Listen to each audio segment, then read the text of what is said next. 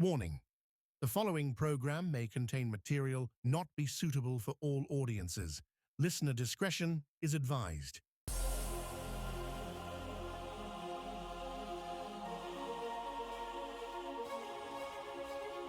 Kill the noise and cut the static. Broadcasting from high in the mountains of West Virginia, we're leaving the 9 to 5 in the rearview mirror. The engine is warm, the lights are green, and it's finally time to shift your Wednesday into overdrive. And now, here's your host, Diego the Podcaster. On this episode of Bonus Overdrive Wednesday, our guests today were forged in the early 2000s out of raw, unrelenting energy of the Washington, D.C. metal scene, as they came together with one purpose: to hit hard and leave a mark. They built their reputation the old-fashioned way, on stage, in your face, night after night. The band's sound is a punishing hybrid of nu metal, thrash, and groove metal. They don't chase trends. They carve their own lane with a sound that's equal parts brutal and infectious. All this plus more. Please welcome our new friends and first-time guests. They are Diegression. My friends, What's up, guys? welcome to Bonus Overdrive Wednesday. Hey, Diego. Yo. Oh, man. I was confessing to you guys earlier on the pre-interview that I just missed your band when I was going to go see Diegression, Age of Ruin over there at Tilty in, I think it's Martinsburg, West Virginia. Mm-hmm. I couldn't find a place to park. I didn't know where to go. I parked in this car dealership, and I'm in there the whole night saying, holy shit, am I going to get towed? And I enjoyed the show, but I didn't, because I kept looking back like I was on something and all paranoid, but I caught the shows, and I actually sat next to you guys. I didn't want to bother you and say, hey guys, want to be on my show. It's like, who is this fool? But anyway, so a few months down the road, the schedules work out, the stars are aligned, and here you are. Thank you for having us. Yeah. Oh, thank you for being on the show. But before we begin, for our friends and listeners of Bonus Overdrive Wednesday, would you mind introducing yourselves? Oh, sure. I'm Sandy, drummer from Diegression. I'm Andrew, guitarist from Diegression. I'm Robbie, guitarist from Diegression. And I'm Fitz, a failed guitarist and current bass player of Diegression. All right. Well, pleased to know all of y'all. You guys, I was listening to some of your music right before the show, of course, and let me tell you what, this is something right here. But I know you guys have been active for a very long time, but the story goes back to the early 2000s. Mm-hmm. And back in the early 2000s, I was pretty much a Nova guy until I moved to West Virginia. And I used to visit this club there that had several name changes. It used to be known as Zach's, and then it became Jack's. And then after that, tragedy hit, and then it's no more. But you guys were playing the Jack's, that club too, weren't you? Back in the day? Yeah, a lot of good shows there. Yeah. We opened for Non-Point at one point Soylent there, Green and there. Soylent Green. Mhm. So, yeah. And that you guys have been around since the early 2000s, as the typical question would be, how did this start? Because I remember a lot of bands. In fact, in my high school, I had several people who were musicians who were in death metal bands back then. And it's always great to know how things got started. Normally either in high school or your neighbors. How did this begin? Wow. I mean, for me, I got a call from my buddy Robbie. He was getting a band together and asked if I wanted to come join. And I was like, yeah, I'll come check it out. And then next thing you know, he already had a couple other people join. We had a different drummer at the time. And then just came together, and we enjoyed it. And, we'd been friends with guys from Nothing Face. They've been close friends to ours and always been like an inspiration to me. And, maybe a couple of the other guys. And I'm huge into Pantera, so I always wanted to be like in a band and stuff. So, yeah, it was just an opportunity, and I loved it. And the band's been going strong. I would concur. I stepped in for a drummer that I wasn't working out, I guess. And then the fledgling edition of Diegression kind of took off. Played a few gigs and had like a really, really good reception.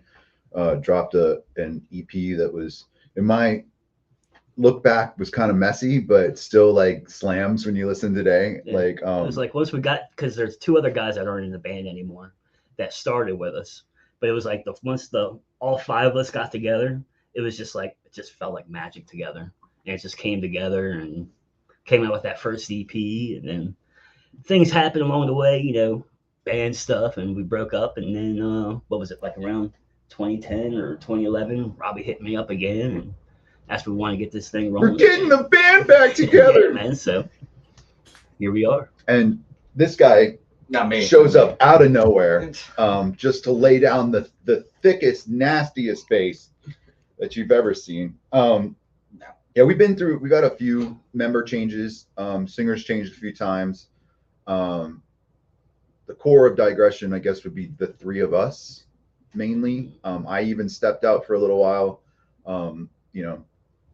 One for personal reasons the first time, and personal reasons the second time. But we always wind up coming back together like a goddamn spring trap. It's pretty crazy. So yeah. Well, that's how you know that it's meant to be. The stars are aligned. You can't escape each other. This is it. From cradle to grave. This is what we're going to be doing from now on. I mean, like I always say, I'm pretty much kind of married to these guys. Yeah. So.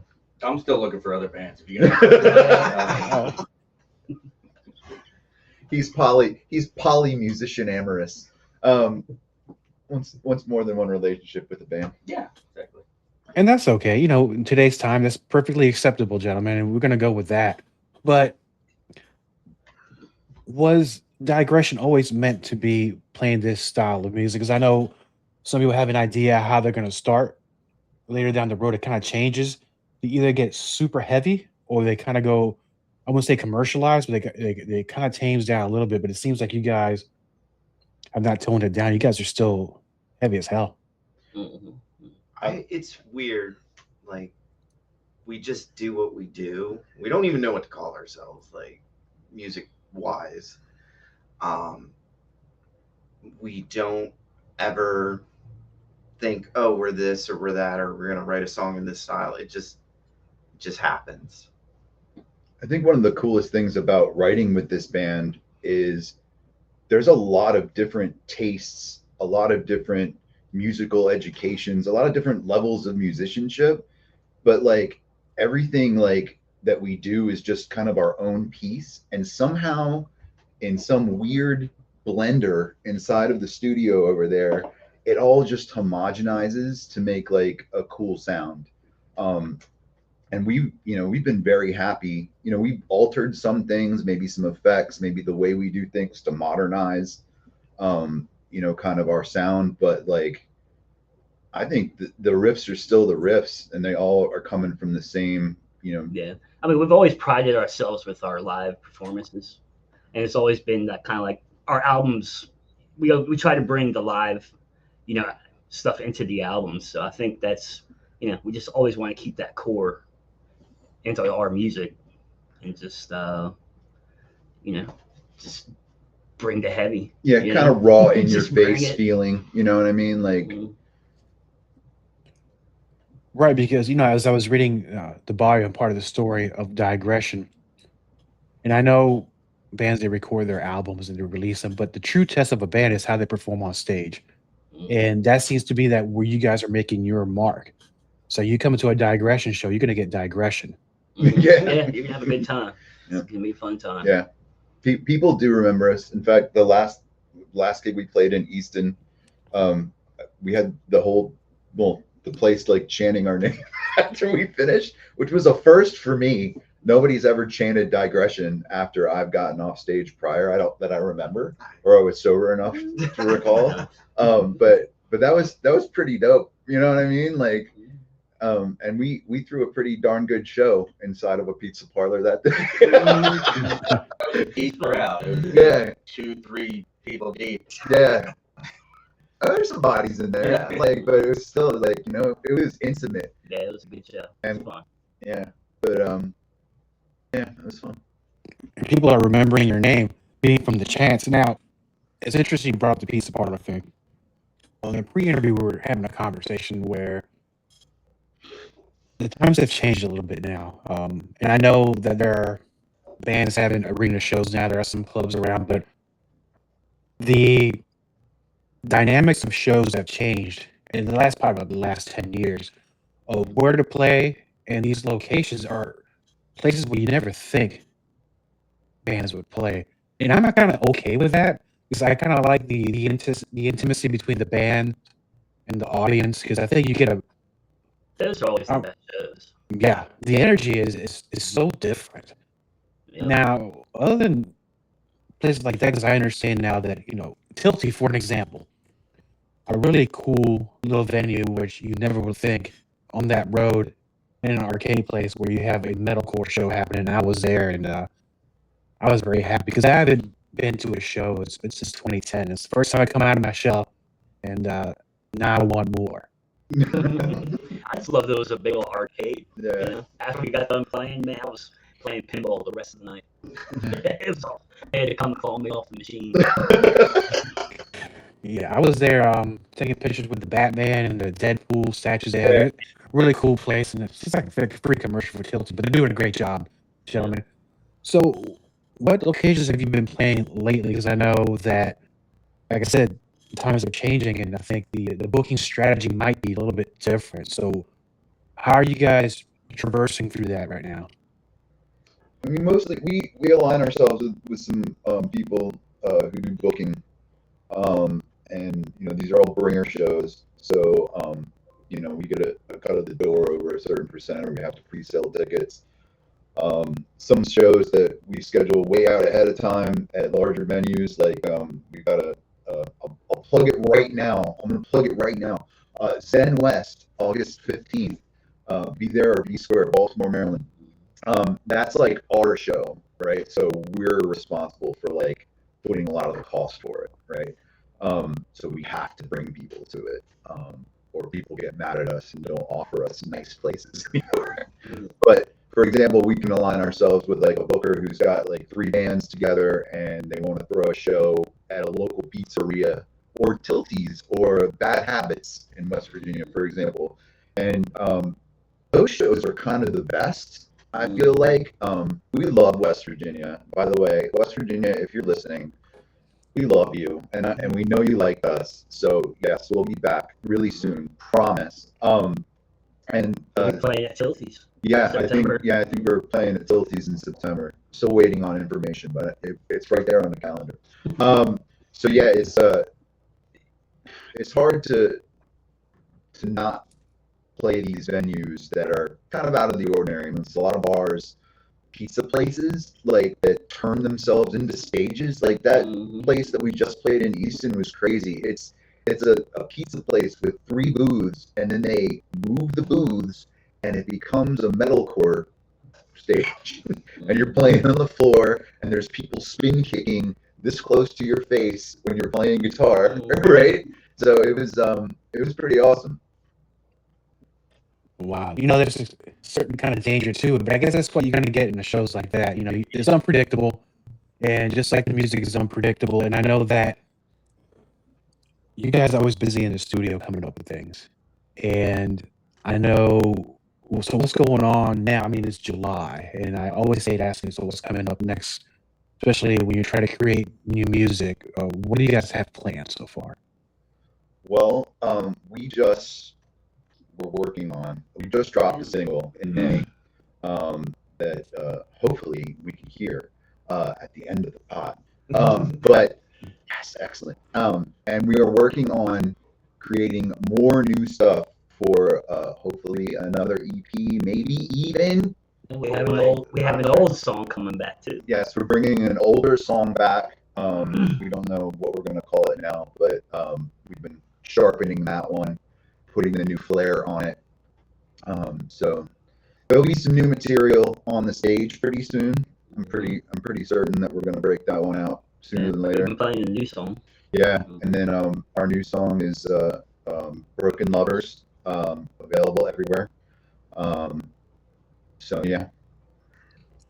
Well, talking about resurrecting a song from the past and doing it for today's time, kind of, I would compare it to mostly filmmakers and directors when we made a movie. Sometimes they cut some stuff, eventually, like, this stuff is really, really good. They bring it back for a director's cut and kind of redo it. So, other than that one song that you're bringing back, have you gone back to the tapes and say, you know what, maybe I can take this riff from here, or maybe this song, we can bring it back to life? Is there anything else you're working on like that? Oh, we've already done that. Yeah, I mean, basically, it's funny because our first EP, which is the old Diegression EP, which is not available through us, by the way. Somebody else has posted it on YouTube, but we don't even own the rights to it, I don't think.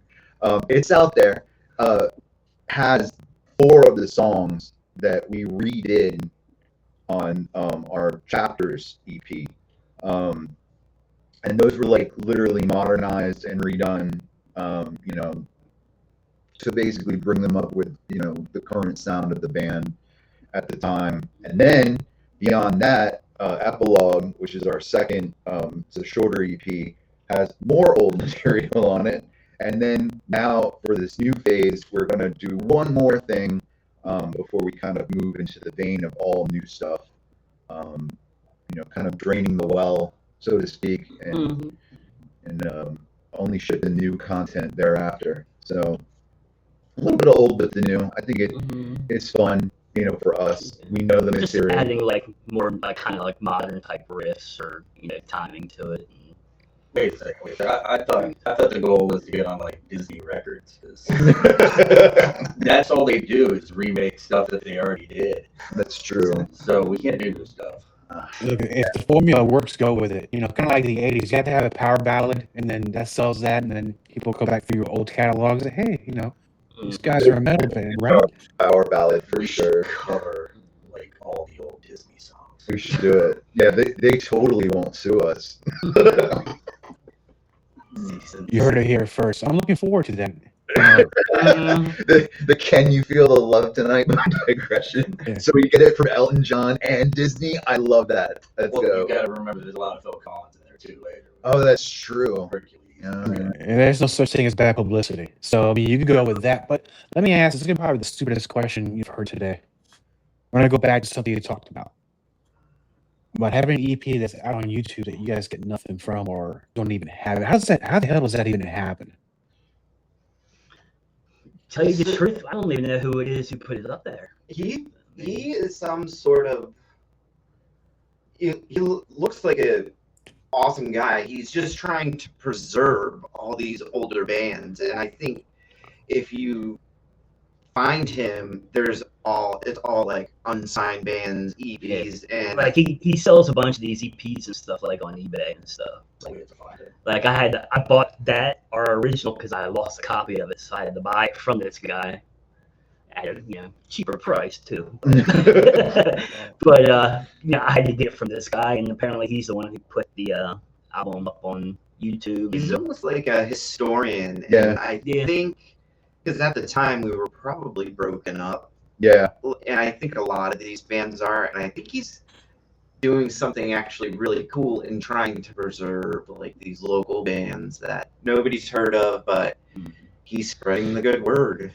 And this is the thing with a smaller band, like that doesn't have major label backing and reserved IP for a lot. Like our intellectual property is all just like what we put up, right? So if someone were to try to take it, we could go after them because we put it out there first. But we didn't put that album up first, you know what I mean? But it's us. like our photographs are on the inlay cover. You can't deny that it's us. But at the same token, we don't want nothing from that, dude. I don't even think I have a copy of the old album anywhere. I do. Oh, you do? Okay, great. And Andy does. I He do. bought from Oh, that's right. for like Well, $50. so basically, this person's heart is in the right place. It's not done out of malice. He doesn't seem like We're gonna assume for now, All right, that everybody's trying to do the best they can with what they got. So is this generation's tape trading like we did in the old days? I guess. Yeah, I mean, nothing really had a ton of views on it, so I don't think he's cashing in from YouTube or anything. There were two different members in the band, so I mean, even for us to go after them royalties or whatever, if we wanted to, I don't even know. Yeah. That's That that's probably the wouldn't whole, be a thing. It's digression. There's no cashing out on anything. Yeah, it's true. Yeah. Digression is a money pit, as far as we're concerned, and we love it. Cheers for that. It's a lot like this show. Yeah. But we do it because you love it, right. Yeah, or else we wouldn't be doing this, right? I think that's the one thing that's very interesting, because we were talking about that venue and like how the venues work. Like, all of this is passion, right? Like, I'm not doing this because I want to be rich and famous. If that was the case, I would have stopped this 30 years ago when it didn't work the first time.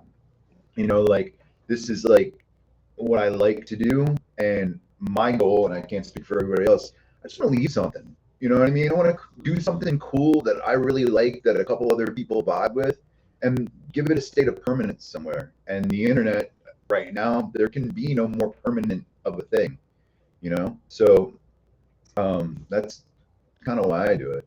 We're not opposed to it though. So Yeah, we're not opposed to getting famous, but we won't sell out. But I mean, I know we take Venmo, Cash App, PayPal. We're all Yeah. about that.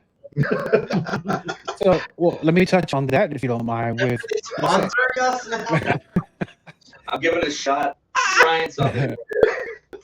with the music you're putting out now, and you have people, archivists and historians, put it on the internet. And the internet's forever. Whether it's music, pictures, podcasts, whatever. 100 years from now, what would you like to see, if you could, depending on if you're looking from there or down here? What would you want the metal fans of 100 years from now to say about Diegression? Ooh, everything now. I don't know. 100 years from now, I don't know, man.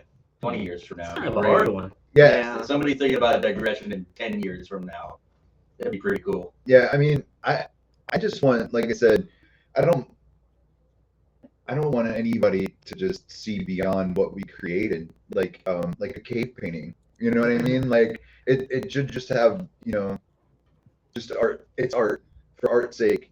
Like, it's appreciated, or Maybe it'll be like, those guys sound like they're having fun. yeah, something like that.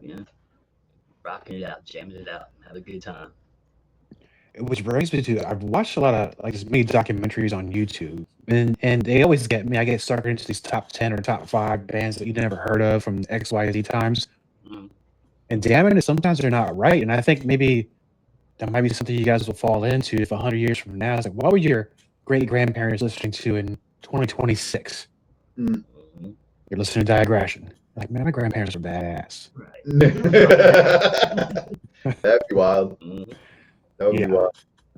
And and talking about when I was at Tilty, I was sitting next to you guys at merchandise table. You guys got some pretty awesome stuff. Thank you. Where can our good friends, listeners of Bonus Overdrive Wednesday find themselves either with a physical copy of your music or your T-shirts? Right now, we are a lot of in-person sales. However, we are developing a storefront. You can pay attention closely to digressionofficial.com. That's our website. It has everything on it, all of our links. Our Bandcamp store will be there soon. It's just evolving right now. We're in the middle of actually taking pictures of all of our merch and cataloging it right now. So if you want something, you can always hit us up on Facebook or Instagram and just reach out to us. Yep. We'll send it out to you. Get it to you.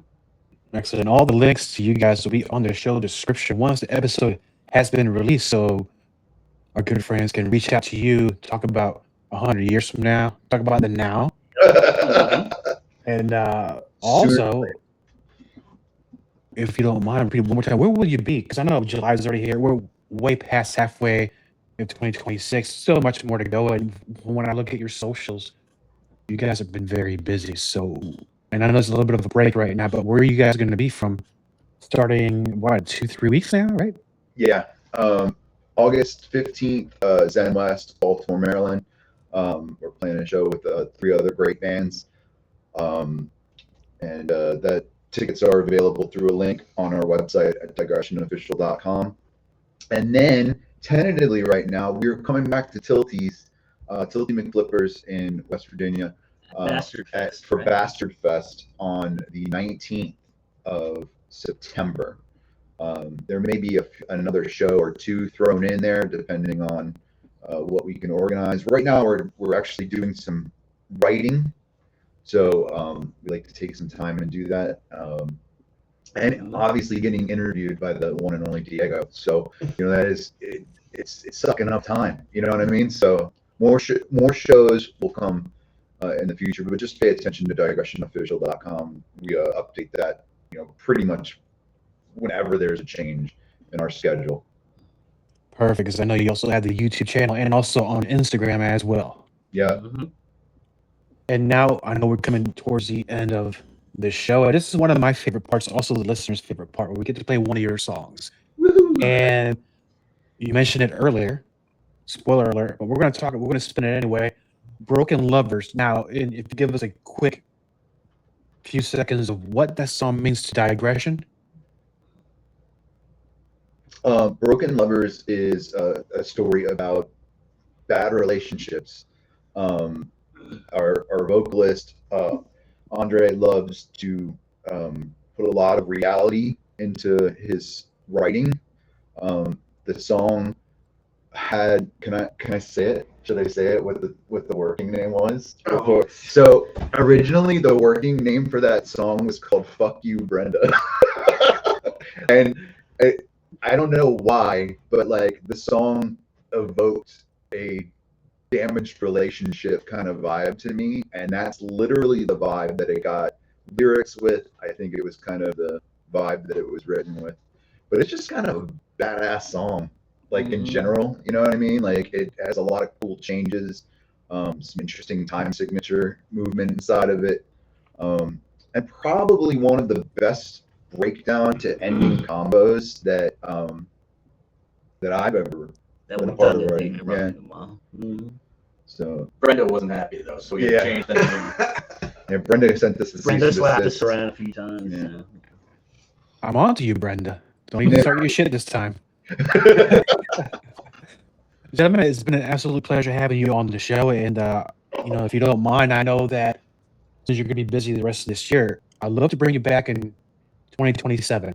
Yes. By that time, you'll have more songs, more shows that you've already done, and I'm sure you'll have some great stories to share. We'll talk more about the origins of the band, a little more history about you. And I'd love to have you back. Awesome. Thanks, Love to be Diego. back. That was awesome. Thank you, gentlemen. This is Broken Lovers by Diegression on bonus Overdrive Wednesday right now. Thank you, gentlemen. Thank you, Diego.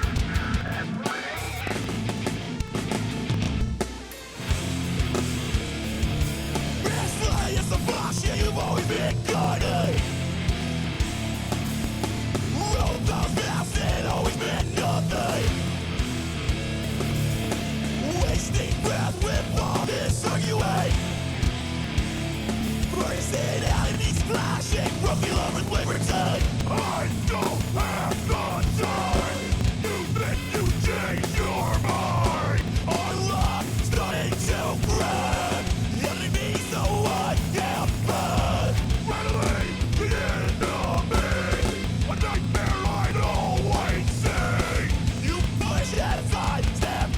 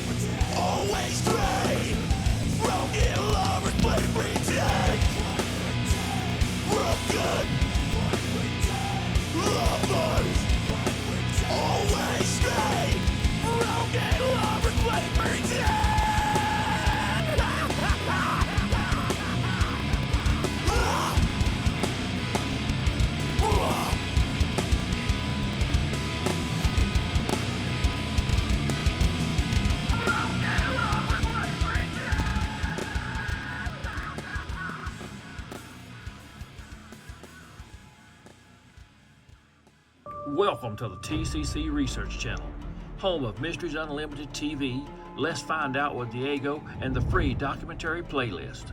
I'm Thomas Markle. Here on this channel, we explore Appalachian mysteries, cryptids, UFOs, folklore, and the paranormal. Every week, you'll find new episodes of Let's Find Out, bonus Overdrive, live stream discussions, and original documentaries. We talk with authors, researchers, investigators, musicians, and people with real stories to tell. If you're into unexplained encounters, strange phenomenon, and deep dive conversations, you're in the right place. Hit subscribe and join us. There's always something new to explore. All content on this broadcast is a property of Diego the Podcaster and is served directly from our servers with no modification, redirects, or rehosting. All celebrity impersonators are paid performers. The impersonated celebrities do not endorse or promote any views or opinions expressed by our guests, Diego the Podcaster, or Bonus Overdrive Wednesday. The information shared on Bonus Overdrive Wednesday is provided on an as-is basis, with no guarantees of completeness, accuracy, usefulness, or timeliness.